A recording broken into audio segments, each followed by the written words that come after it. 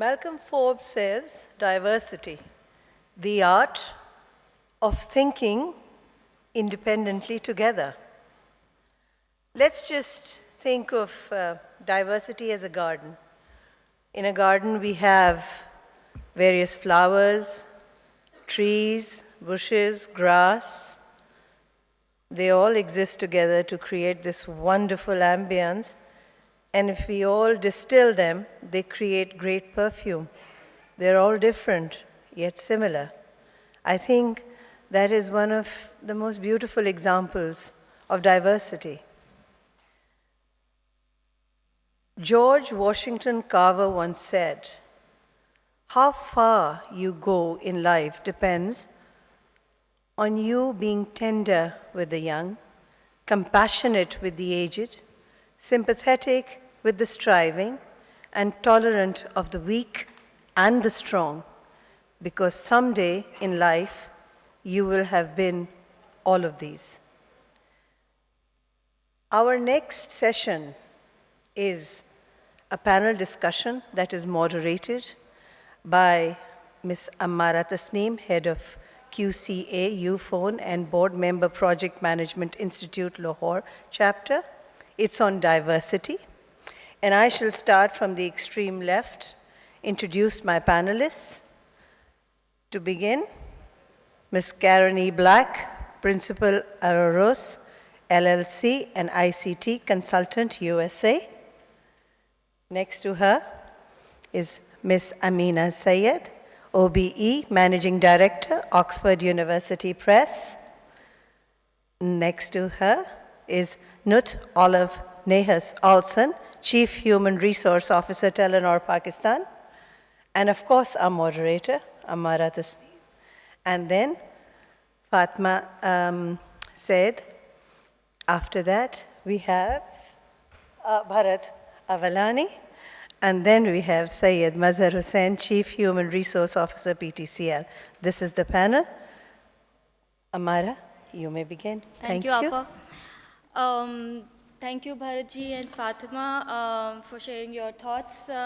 We have our panel today on diversity and inclusion. As the business leaders, I think we have a critical role. Actually, we all know now that we have a critical role to play in diversity, and we have to give equal opportunities to all, to the diverse population that we have, and it is our moral and business, duty and responsibility to bring that diversity to the organizations. Now what we see is that, this thing is now in debates, in discussions. We get to hear a lot about it, but is it coming to the organizations in the natural way? As yet, no. We are going to talk about the diversity and inclusion, how different organizations are managing it, what are their approaches about diversity and inclusion, and also that is it becoming part of the strategy of the organizations, because it is very, very important. There are concepts that are people-driven. If there is one person who thinks in a certain way in any organization, in any community, at any place, they drive certain projects or they take certain initiatives, but once you don't make it part of the organizational strategy or you do not make it part of the system, then then we see a lot of gaps, and those gaps are actually not very good in the longer term. I'm not going to take very long time since we have time constraints. I would like to start with Karen, and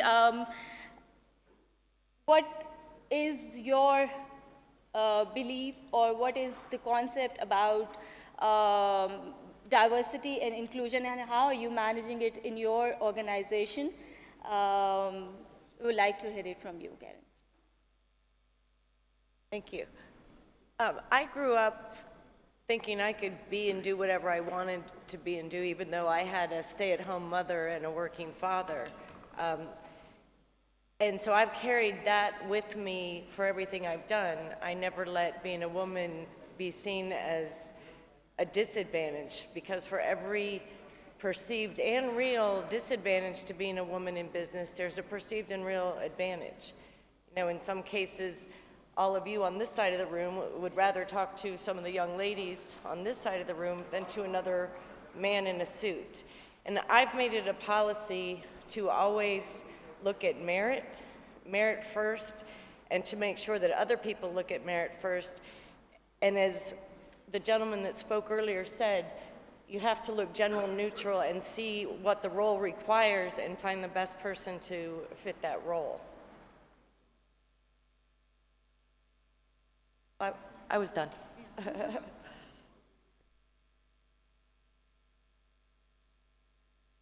Ma'am, Amina Sayed. Thank you, Amara. Actually, I would agree with Karen. At Oxford University Press, for example, we go purely by merit. We don't have any kind of affirmative action that we have to choose somebody. I mean, I'm talking about different, diversity, not just in terms of gender, but also ethnicity, language, race, generation. I think we just select the person who fits the job the best, and who has the sort of the merit that we require.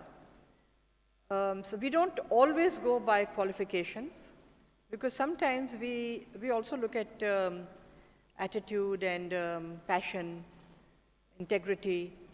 But I find that, you know, when we open recruitment to people across the board, irrespective of gender or ethnicity or sort of generation, I find that a lot of women get in, because I think women do seem to have a lot of talents and passion, and it's working for us. And I find that a business should reflect the demography of the place, of the market. And if the market has a lot of diversity, it should be reflected in the workplace, because only then can we have a knowledge and understanding of the market, if we have people who are representing it in our business. Thank you, Amina ji. As rightly said by her, we need to look at the skill set. At times, it's very challenging.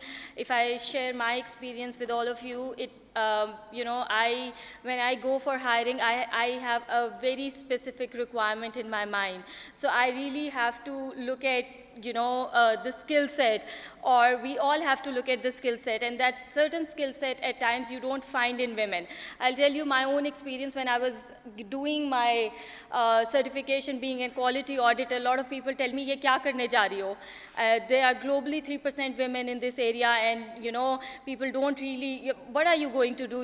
Women don't go to the industrial areas, women don't go to the rural areas and visit these places to do audits and all these things. And how are you going to manage it? You're just going to ruin your career from being a media and the brand person to the quality management and the auditing side. And I think that we talked about the unstereotyping in the morning. It is challenging. It is very, very challenging. But and then, once you decide, and when you have a certain skill set, then it's not about being men or women. It's just about being that one particular resource that any organization requires. So the next speaker we have is Knut Olsen, and I hope I have taken his name correctly. What are your thoughts about it? Assalamu alaikum and very good morning. Pronunciation of names is very hard, but this was perfect. McKinsey did a research on diversity, and they say this is the biggest untapped possibility for all industries, because it comes without the sweat, they say. I have been lucky and worked in different industries across continents, and for the past 2 years here in Pakistan. And it's the same discussions, same challenges, same setup. I think there is 3 main myths and kind of misunderstandings around this topic.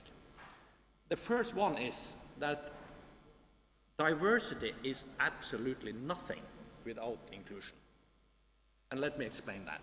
Because we go out in the market and we try to recruit diverse employees. Let's say for Telenor, typically we try to find a guy from the rural areas with a humble background that knows his people and can sell our products in such areas. But the day he enters the workplace, he comes in his best suit and he thinks like Donald Trump and acts like him. But that's not what we are looking for. We are looking for the diversity that this guy actually has. We don't want to have a copy. So just bringing in people with diversity does not change the action here. The second one, I think is a myth, is that our managers says when they recruit, we can't find these kind of candidates. There are no females in the market that is up to standard. They're impossible to recruit. And this has bothered me, because as head of HR, yeah, I know it's hard to find them. But everybody in this room knows that the company you are working for is run by 10, 20 key players. Maybe if you're in a huge organization, up to 50 key players. That actually is the brain power and the ones that runs the company. The challenge that we have on diversity and inclusiveness is actually replacing them. And don't tell me we cannot find 5, 6, 7, 8 diverse candidates in cities like Lahore or Karachi or Islamabad. Of course we can. So this is about mindset. It is possible, and it's about mindset. The third misconception I think there is on this topic is on merit, how we define merit. That, I think, is the key challenge when we do recruitment. The typical happening is that we have two CVs, one that is diverse and one that isn't. And then you start comparing. Well, this female went to this university, this guy went to LUMS. Okay, a little bit plus here. This person has spent 4 years in the market. Oh, this one is 10 years in the market. And then you start comparing, and of course you end up with the most experienced person. And that's logical if you only take into account the 2 CVs. And that is actually how we do recruitment. We tend to forget to look at what do the company need, bringing in the team dynamics into recruitment. I think actually one of the biggest steps that Telenor has done recently is to start hiring based on a spec where we look at the team, not only looking at the position. That is when you start saying that the diversity side means more. That's when the team, when they discuss, understand that they are lacking something. So I think the 3 areas of making sure that you have inclusion, an inclusive culture, that you do actually look for the candidates really hard, and thirdly, that you understand merit in recruitment is the way to go to make sure that McKinsey in a year or 2 sees that we are progressing. Because if you look at the mathematics here, it says that it takes us 90 years before we have kind of an equal setup in the businesses. That is way too long. Thank you, Nut. You were talking about McKinsey. McKinsey research shows that gender diverse companies are 15% more likely to outperform their peers, and ethnically diverse companies are 35% more likely to do the same. Thank you for your thoughts. Now we have Mazza with us from PTCL. Mazza, being part of the same organization or working very closely with PTCL, I know there are some recent changes, and the recruitment area and the HR has taken very good initiatives for the diversity and inclusion. What are your thoughts, and being in that culture which is known as a little bureaucratic, and how difficult it is, and how are you managing it? Thank you, Amara. PTCL, when you asked particular question about PTCL, I would go around a few years back, around 8 years back. It was almost 100% male organization. Of course, it was a very big organization at that time. 3,000 employees were there. At the moment, total number, if I tell you, that in our contact centers, head of contact center is here, I think, out of 1,200 total, we have 440 females. And if we see the hirings of last 8 years, around 30% are females. 496 females we have hired during last few years, out of total hiring of probably 13 or 1,400. So this is the change. Now, whenever I talk of diversity, I was discussing with Bharatji that I refer mainly to neutrality, because I like his word, that gender neutrality, because this is the word where women are, I think, more energetic, more talented in few areas. So it is the time that we should be neutral. If in any field, say 100% females are selected, I think there is no harm in that. So if we put a restriction of the percentages or certain other strategies, sometime it becomes negative for females. So And for the male. for the male, I think a time will come when we will be fixing the percentage of male, if the trend goes on. So the PTCL policy is very clear. When we talk of the diversity, I think it is not a big thing that we hire the people, hire females. We have to enable them. We have to create an environment.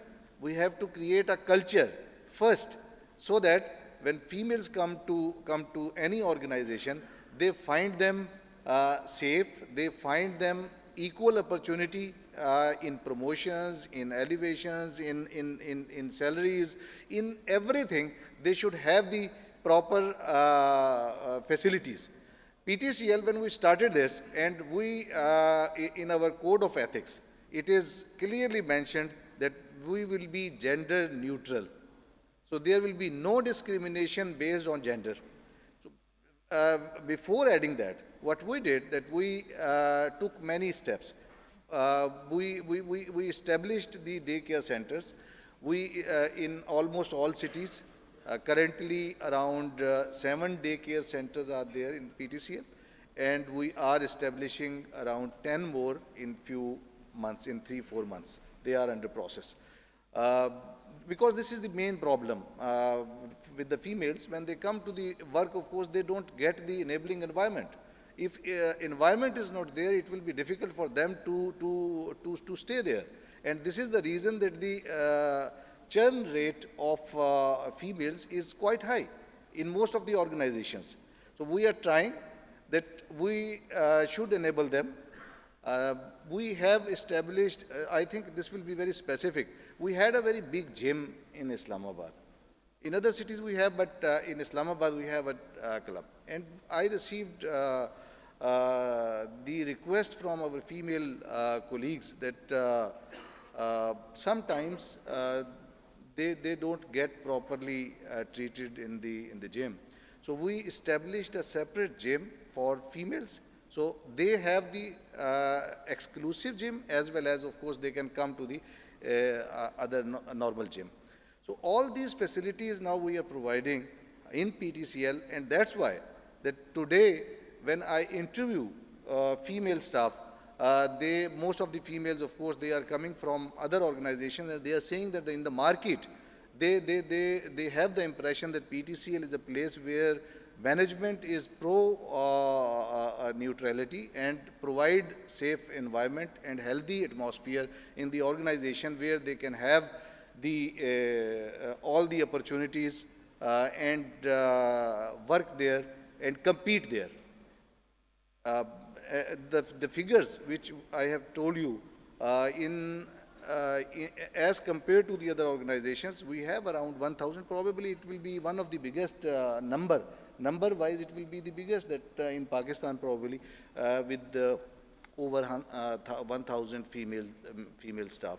So I think that the regime should come where we have to give equal opportunities to our females, and this will help us in bringing good culture, good environment, better productivity, and ultimately better business results.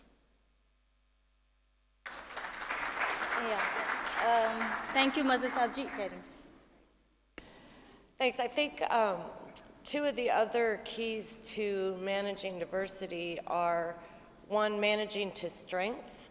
So if you know you have somebody who is a good big picture person and has all of the ideas and the solutions and stuff, perhaps you pair that person with a more detail-oriented person, because your different team members, particularly if you have a diverse team, have different skill sets and different strengths. So you need to, as a leader and as a manager, be able to recognize and appreciate the strengths in your different employees and in your organization, and then put together teams that have a synergistic effect. The other thing in managing diversity that I think is really important is understanding that different people are motivated by different things. So somebody might want more hours or more pay or the opportunity to earn overtime and earn more money. Somebody else might be motivated by more days off, and still another person might be motivated by a flexible schedule or working from home one day. So I think that's also a big component of effectively managing diversity, is understanding and recognizing that people are motivated by different things. Thank you, Karen. I think we have discussed this thing on the basis of gender in detail.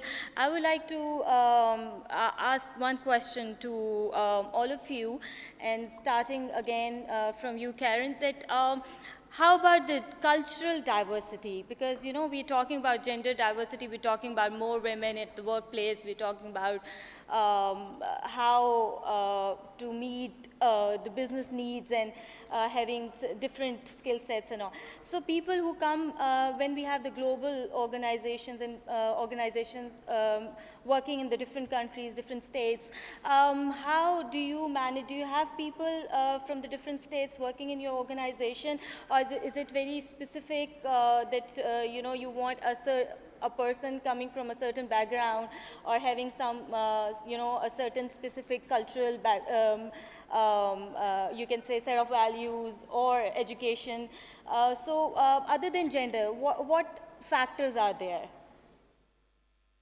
Well, I think you named most of them. There's obviously race, age, income. You know, as you mentioned, you know, people from rural areas have different mindsets. Cultural sensitivities, religion, there's all sorts of differences. So what are the challenges and how are you managing it? The challenges are that everybody comes at things from a different angle, and so you have a lot of different nuances that you have to be sensitive to. I ran cross-continental teams from many, many different countries, and there were cross-cultural, cross-country rivalries among many of them, and I basically had to tell my team, you check those at the door, here we're all on one team. And that's all you can really do, and then enforce that, lead by example and enforce that, and don't let the cultural sensitivities or country sensitivities have a place in the workforce in anything formal. I ran another team where we had a young Muslim woman, we had a gay Asian guy, we had a black man who was a single father, a single woman, and a couple other people on the team. But it was one of the most diverse teams I ever ran. And again, you just have to emphasize that you're on the same team, not tolerate any discrimination or any sort of bias within the team, and lead by example. Thank you, Karen. I have a lot in my mind to ask all of you, but I think we have time constraint, and Simi Appa is not allowing us to, you know, speak more about it. But we would like to take a few questions from the audience. Appa, how much time do we have? Okay, we have 10 minutes. Ji, Dr. Saab, can we have the mic, please? It's going to be a tough question. Well, thank you very much for some excellent thoughts. The problem is that if you look at our universities, medical schools, and so the number of women being educated is equal or in many cases more than men. Students graduating out of our medical schools and of our universities. However, they don't, many of them, in fact, a very large percentage of them, and it'll be very good to look at some statistics, do not carry on. They get married and settle down. And so you did present some statistics there, I think. The issue is that in many countries, what they have done is to introduce a retraining program 6 or 10 years later so that they can have a 6-month refresher course and come back into the mainstream after passing a test.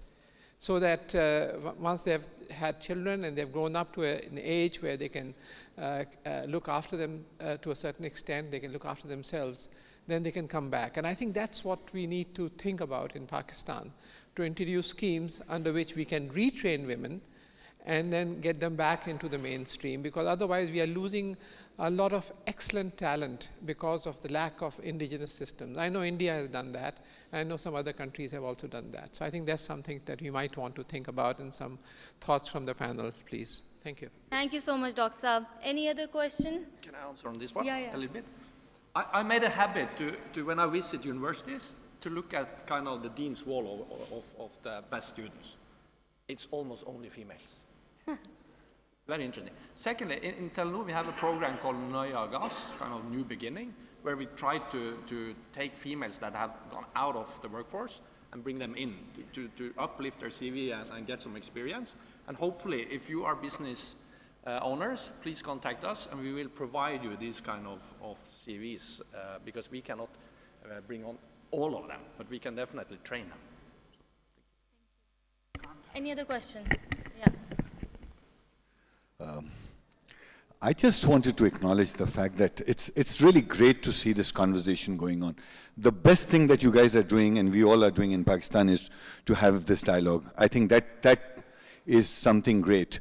I come from Canada, and even in Canada we talk about diversity, and diversity is our strength as we would like to be the multicultural capital of the world. I always find that it's not just women, it's the opportunities, it's equal opportunity, it's not just women.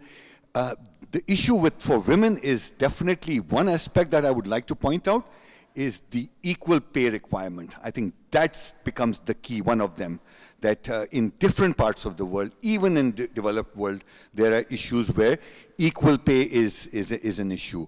But importantly, the diversity factor is, whether it be Canada or whether it be Pakistan, is to provide opportunities to people who are less privileged, who represent a different community, a different caste, and it is incumbent upon ourselves, the corporate world, the leaders, the activists, to try and bring them to a platform that they can sustain themselves effectively. Thank you. Thank you, Mr. Samir. Fatma and Bharat both want to make a... Okay, in the spirit of diversity, ladies first. Thank you. I think that's a very important point that you've raised, and this is something that is not specific to Pakistan. Globally, there are studies which corroborate the fact that women, there is a percentage difference in terms of what women are paid, and there is a difference in equality. Now, the first point is that when organizations hire, at least if I talk about my organization, we have other organization representatives over here as well, you talk about merit, you talk about the best person for the job. But you also talk about, and that is what the inclusiveness component is, that when you do bring in a certain individual, whether it's male or female, then it is about performance. And contributing to the organization, profitability and sustainability becomes key. The issue that comes up here, and it is something that has been pointed out by the other esteemed panelists as well, is the diversity in terms of the requirements and the personalities of individuals as well. So typically, from a personality and behavioral perspective, women sometimes are not as aggressive in putting their foot down and saying, listen, I deserve this pay raise, I deserve that promotion. They tend to be either it is a cultural impediment or it is something that is seen to be if a woman is too aggressive or puts her, or assertive, not even aggressive, assertive, it goes against her, unfortunately. And perhaps it is not taken as favorably. So this is something that beyond not just talking about the glass ceiling and breaking that glass ceiling, it is also about saying, are we also creating walls and are we not enabling women to say, we want to be also paid equally to other individuals, the men counterparts as well. And that is the ecosystem that I was talking about, that are we creating an inclusive culture which allows women to stand up and say, we need to be paid as much because we are contributing and we are performing as well.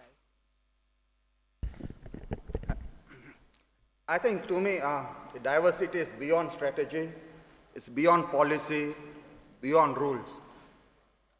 I think the biggest challenge in diversity is to get people to embrace what diversity is all about. And inclusion is something which we don't speak about much.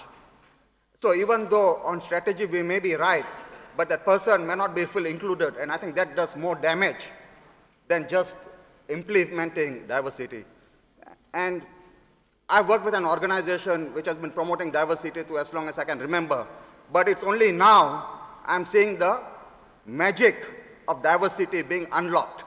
And that's where people have started seeing the benefit of diversity.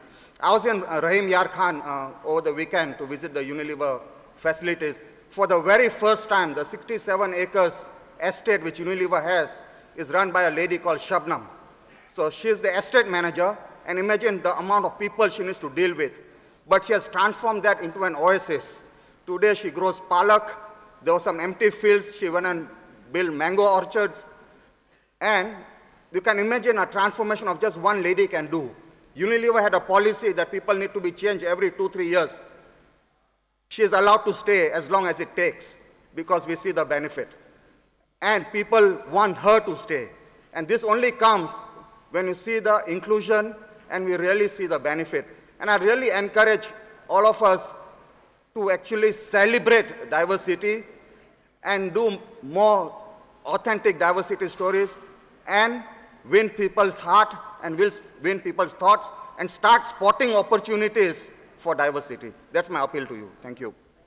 Thank you, Ji Mazhar Saab. I would share one comment. Fatma has mentioned that perhaps they are less aggressive. My experience is opposite.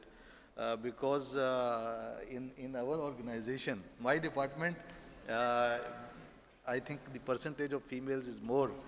And I have, my experience is they are more ambitious, they are more aggressive rather, while achieving the targets. All the young girls can send the CV to Mazhar Saab right after this. Recruitment drive. For their rights, because perhaps it may be the organization is giving the opportunity, maybe, this may be the reason, but I found them more ambitious. I think that table is all females and they all are from PTCL. My department, I think most of them HR. So this is my experience, that they, if given the opportunity, they are more aggressive and influential also. I know that in many cases, when we are dealing at top management level, sometimes our general managers or senior managers, they are comparatively reluctant to go to the top management position. But females, believe you me that they are going without any hesitation to all levels and getting the results. This is something. We launched Facebook at Work. PTCL is one of the very few organizations which have implemented Facebook at Work in the organization. And by the way, one of the largest Facebook implementer in the whole region, because the number is very high. Every time we are seeing that most of the posts, advices, comments, of course, they are coming from our female colleagues. So if given the opportunity, my experience is that they can do anything. However, I would say one thing that which I last time when we were having the World Women Day in PTCL, I said one thing which normally I used to say is that that is the advice for females, that you are talented, you have potential. Never ever use your womanhood for any favor, either it is promotion or anything. You compete, I am sure that you will win. Very well said. So this is the one of the problem with the women also, that Yes. sometime because we are women, we are females who give this or do this. This should not be used. If you will use the talent, you will be able to compete and win. Definitely. That's rightly said. I yes. just want to make Yeah. a small comment. You're absolutely right, but that's great. You've created that environment, enabling environment which allows. As far as Pakistan is concerned, if you just look at the statistics for the ratio of men and women, it's 10-90, which is appallingly low. And that also is a reflection of, are we doing enough to enable them? But I applaud the fact that your organization fosters and nurtures and encourages that kind of confidence.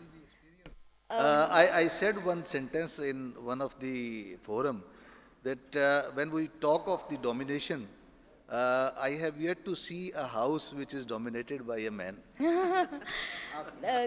Thank you, Mazhar Saab. Asime aap is glorifying me, but I have to take one comment from Meena ji. And before that, I would like to actually share a little bit what Mazhar Saab and Fatma has just said. It is about the skill set. We being a women, when we enter the organization, we have to forget that we are women. We are wearing that hat that tells us about our limitations before anybody else tells us. You know, so then there is an atmosphere, there is a culture, there is an organization policy. But yes, as a women, we also have to change our approach and mindset. And that wouldn't come from men only. We have to change ourselves a little bit, as you just said. Ameena ji, aap bahut der se khamosh hain, so we have to ask you that all our speakers and panelists have said, a couple of more things. What do you have to say? When it comes to your organization, what is the challenge, that you're facing, and is there something more which is part of your strategy? Again, my question is to all of you and to Ameena ji, to make it part of your strategy. It is very, very important that this approach should not be people-driven approach. If it is not part of the system, if it is not part of the strategy or the policy document, it is going to create a gap. So Ameena ji, have you made any strategy or a direction or a policy in your organization to have this diversity and inclusion? Well, actually, I have. Yes, certainly there is a strategy, and I'll just share that. But I think that the biggest challenge is the mindset in Pakistan. And it's not just a mindset of men, it is of women as well, who don't accept women in high positions. And I just want to share my own experience very quickly. When I was appointed Chief Executive of Oxford University Press in Pakistan, the staff at OUP was stunned. And they wouldn't accept me. So much so that they started betting with each other, that is she going to last 6 months, or is she going to last 8 months, or maximum, let's give her a year. And they actually started making things very difficult for me, so that, thinking that I'll throw in the towel or something. And I still remember somebody came up and said that, and I thought the only response that I could give was to take my work very seriously, work very hard, meet my deadlines and targets. And a very senior person from sales, the head of sales, came up to me and said, "Why are you working so hard? Do you know if you work so hard, you'll grow old?" So I said, "Well, I'm going to grow old anyway. I don't care, but I have to do what I have to do." So the strategy is actually to dig in your heels. And to encourage people. I find, there were these remarks constantly that, oh, what if your husband gets transferred? How will you continue in this job? What about your home? How do you manage your home? How can you work so late and then go back? Your house must be quite badly managed. I mean, these remarks were constant. So one has to be thick-skinned. And I think one has to not take it from colleagues, from staff. And later, of course, I mean, 25 years later, I'm still there. So those bets of 6 months or 8 months, I think they must have lost some money. But what I'm doing now to defend and to support, I mean, the young women who are not now entering the organization, I'm making sure that it is a much easier way for them, and that they are supported and they are encouraged and they are told to hang in there. Thank you, Meena ji. Last thing, recently Supreme Court has recognized the third gender. We are talking about diversity, we are talking about strategy, we are talking about policies. Are we talking about that third gender? Is it still about being women and men? It's about human diversity. So this is very unfortunate. We have recently, Simi Appa knows, that I have picked up one area that is on transgenders to work on. We have to create a little bit space for them. One of the recent examples that Asfar has just shared is about NCA. They have outsourced their canteen to transgenders. They are managing it.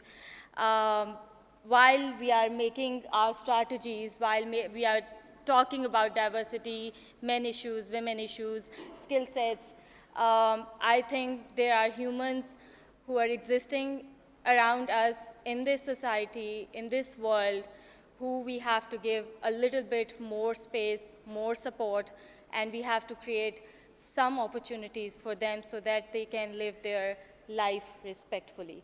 Thank you very much. Thank you, Appa, and thanks to all the panelists and speakers. Thank you very much. We are really grateful to our panelists and our speakers, and to you, Amara. When we talk about challenges, we definitely have solutions. We just have to find them. And they're not really hiding. They're right there. Let's create magic, as Bharat says. We can create an equitable environment at home and in the workplace. That will create the balance.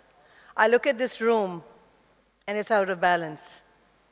We have to do something about that.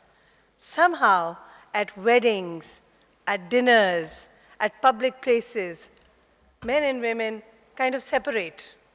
And they do not think it is the done thing to be at the same place and just kind of mingle.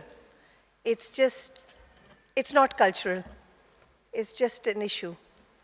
Unless we break these barriers and create this equitable environment, a safe environment, we will always remain off balance. I now call, and this is a gentleman who is absolutely incredible. I call the eminent Professor Dr. Ataur Rahman onto the stage to give the gifts, and I call Mr. Muhammad Asfar Ehsan, founder and CEO of Nutshell Forum.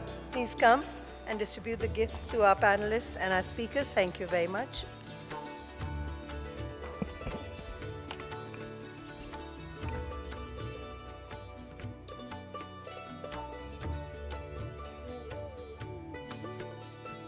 I first call Mr.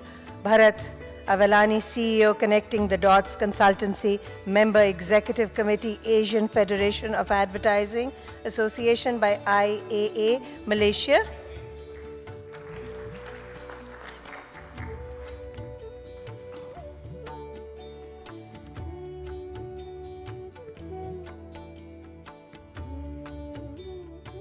And Fatma Asad Said, Regional Director, HCE, Asia Pacific, Middle East and North Africa, Abacus Consulting.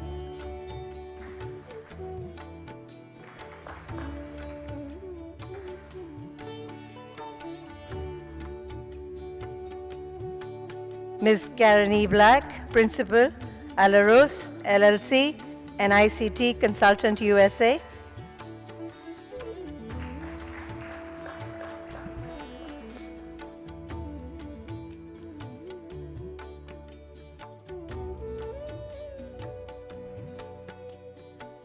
Ms. Amina Sayed, OBE, Managing Director, Oxford University Press.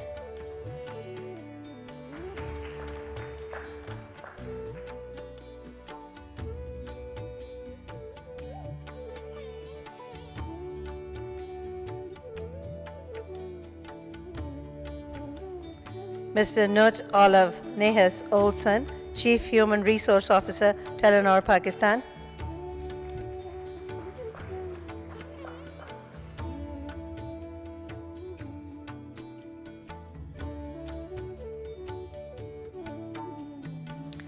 Mr. Syed Mazhar Hussain, Chief Human Resource Officer, PTCL.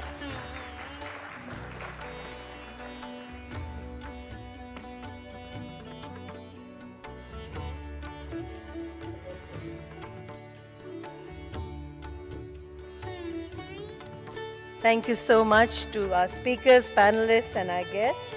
Let's have tea.